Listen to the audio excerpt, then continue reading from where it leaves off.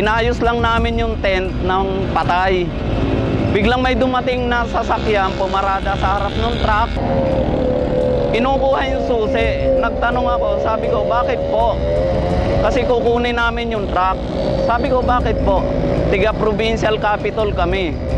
PSD, nagpakilala. Lahat sila may baril. Yung isang naka-uniforme, nakahawak lagi sa baril. Kaya natakot ako. Sabi ko, baka nakiusap ako, baka po pwede sa barangay nyo kunin. Hindi pwede. Ang order sa amin, i-pull out ang truck on the spot. Pinaandar yung truck. Hinabol ko, sabi ko, may mga gamit po kami dyan. Kinuha ko yung mga gamit ko, inilagay namin sa tabi ng kalsada.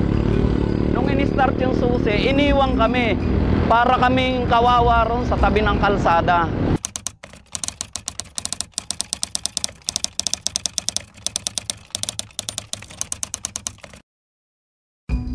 Utusan lang kayo ni Governor at hindi papayag si Governor na, di ba, napag-utusan ni Governor, inireport ninyo na hindi nyo nakuha sa akin.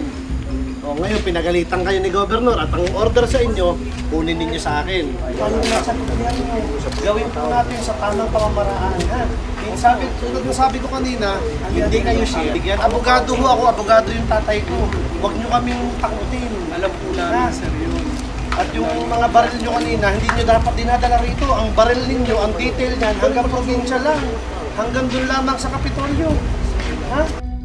Yung mga ganitong klaseng panggigipit o political harassment, dapat ho ito tayuan po ng bawat taga-Antipolo. Hindi tayo dapat matakot. Ito ho yung panahon na dapat tayo mga taga-Antipolo magsama-sama. Ito ho yung panahon na dapat tayo ay tumayo at ipakita ho ang lakas at puwersa ng mga taga-Antipolo.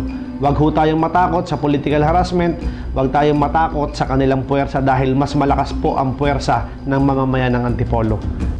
Hindi natin sila hinihiya. Ipinapaalala lamang natin sa kanila ang kanilang responsibilidad sa Antipolo sapagkat pinatikim natin sila ng ating pagtitiwala.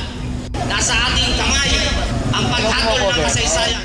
Kaya naman, Oktubre 16, Martes, sa kauna-unahang pagkakataon sa kasaysayan ng Antipolo, nagtipon-tipon ng mga mamamayan para manindigan laban sa mga nasa katungkulan na nanggigipit sa bayan. Dala ang dump truck at iba pang mga kagamitan. Taas noong formal na binabalik ang lahat ng bagay na nanggaling kay Gobernador Junjun Inares.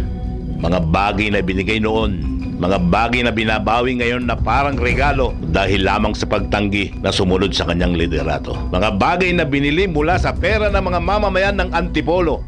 Nasaan ng hustisya? Sino nga ba ang tunay na may-ari ng mga ito?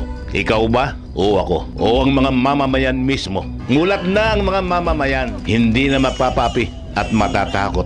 Alam na nila kung ano ang tama at makabubuti sa bayan. Kilala na nila kung sino ang tunay na nagmamahal at naglilingkod ng lubos sa mga mamamayan. Dito po tayo para sumuporta sa ginawang hakbang ng ating barangay captain. Ang binalita sa akin ni Kapitan Zapanta na yung daw truck ng basura na di umano ay galing sa probinsya ay pilit na kinukuha at binabawi. Samantalang ang binili ng truck na yan ay pera ng gobyerno, pera ng mamamayan ng lungsod sa Antipolo. Bakit babawiin? Ang binibigyan ng serbisyo dyan ay ang ating mga kababayan. Pag kinuha yan, of course, ay magkakaroon ng problema sa paglilinis ng ating kapaligiran. Papalitan natin yung truck ng basura na yan! Para lamang hindi maputol ang serbisyo sa ating pamayan. Ito ay simula pa lamang ng mahabang paglaban sa maling pamamaraan. Ganito ba ang nais manungkulan sa bayan?